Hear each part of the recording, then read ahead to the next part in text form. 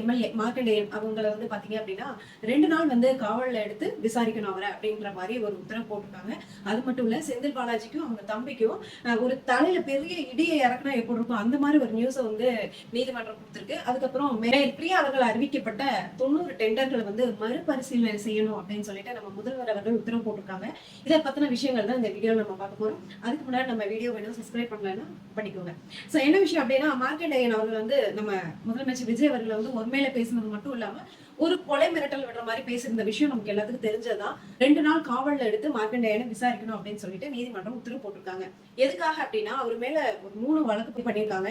ஒரு மேல பேசினதாகட்டும், கொலை மிரட்டல் விடுறதாகட்டும், அதுக்கப்புறமா நம்ம சட்டப்பேரவையில வச்சு கூட்டுவேன் அப்படின்னு கூட்டி உங்களை எலும்பு உடைப்பேன் அந்த மாதிரி எல்லாம் சொல்லியிருந்தாருல. சோ இதுக்கெல்லாம் சேர்த்துதான் ஒரு 3 வழக்கு பதிவு பண்ணி அவர் மேல வந்து ஆக்ஷன் எடுக்க போறாங்க.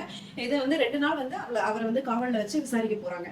சோ இது ஒரு பக்கம் இருந்தாலும், இன்னொரு பக்கம் பாத்தீங்க அப்படின்னா, செந்தில் பாலாஜியும் அசோக் அவர்களும் வந்து நீதிமன்றத்துல ஒரு மனு ஒண்ணு போட்டிருந்தாங்க. என்ன அப்படின்னா, இப்ப ஏற்கனவே வந்து குதிரை பேரம் வழக்குல வந்து 2 பேரும் அடிபடுது அப்படின்னு சொல்லிட்டு அவங்க மேல வழக்கு போட்டிருந்தாங்க. இதுக்கு வந்து முன்ஜாமீன் கேட்டிருந்தாங்க. அப்போ வந்து கோர்ட் என்ன சொல்லிருந்துச்சு அப்படின்னா, நீங்க வந்து கையெழுத்து போடணும் அப்படின்ற மாதிரி எல்லாம் சொல்லியிருந்தாங்க. இன்ன வரைக்கும் வந்து அவங்க வந்து சைன் பண்ணல. சோ இப்படிப்பட்ட சூழல்ல தான் இடையில என்ன பண்ணிருந்தாங்க அப்படின்னா, 2 பேரும் நாங்க வந்து இந்த விஷயத்துக்காக வந்து நாங்க ஆஜராக வரும்போது ஃபர்ஸ்ட் பழைய வழக்குகள்லாம் இருக்குல்ல, அதை வந்து வச்சுட்டு எங்களை கைது பண்ணக்கூடாது அப்படின்னு சொல்லிட்டு அவங்க 2 பேரும் தரப்புலையும் வந்து மனு தாக்கல் பண்ணியிருந்தாங்க. ஸோ அந்த மனுவை வந்து இன்னைக்கு நீதிமன்றம் என்ன பண்ணியிருக்காங்க அப்படின்னா, இதெல்லாம் மனுவெல்லாம் நாங்க ஏத்துக்க முடியாது. ஏன் அப்படின்னா, உங்க மேல வச்சிருக்க குற்றச்சாட்டு எல்லாமே இது முன்னாடியே வழக்குக்கு வந்து ஒரு விஷயம் தான். இதுல வந்து நாங்க வந்து எந்த ஒரு நிபந்தனையும் எங்களால கொடுக்க முடியாது அப்படின்ற மாதிரி சொல்லிட்டாங்க. இப்ப என்ன நடக்கும் அப்படின்னா, இப்ப செந்தில் பாலாஜியும் அவங்க தம்பியும் வந்து ஒருவேளை வந்து நீதிமன்றத்தை மதிக்கல, இன்னும் மேலும் மதிக்காம இருந்தாங்க அப்படின்னா, அவங்க வந்து எப்ப வேணாலும் கைது பண்ணலாம் அப்படின்ற விஷயம் தான்.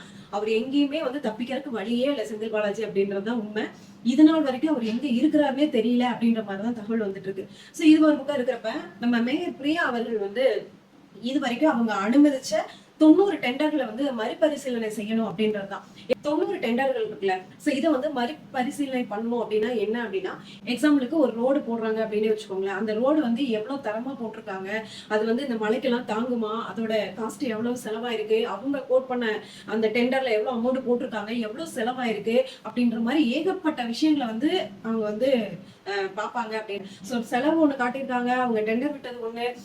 ஸோ அவங்க திரும்ப வந்து அதெல்லாம் ஈக்குவல் பண்ணி பார்க்குறப்ப அவங்க கொள்ளையடிச்சது பார்த்தீங்க அப்படின்னா எக்கச்சக்கமான விஷயம். இதில் ஏற்கனவே வந்து டெல்லியில இருந்து வந்த விஷயம் என்ன அப்படின்னா, 4500 கோடி, அதாவது 4200 500 தெரியல, ஸோ சம்திங் எவ்வளவோ அத்தனை கோடி வந்து மழைநீர் வந்து தேங்கக்கூடாது மழை வந்துச்சுன்னா அப்படின்றக்காக வந்து டெல்லியில இருந்து சாங்ஷன் பண்ண விஷயம் தான். இது வரைக்கும் எவ்வளவு செலவாயிருக்கு அப்படின்ற விஷயத்த எங்களுக்கு வந்து சரியான முறையில கணக்காட்டவே இல்லை அப்படின்ற மாதிரி நிர்மலா சீதாராமன் அவர்கள் சொல்லியிருந்தாங்க.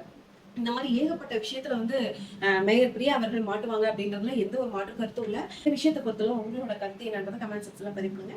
நெக்ஸ்ட் சூப்பரான வீடியோல நான் உங்களை பாக்குறேன்.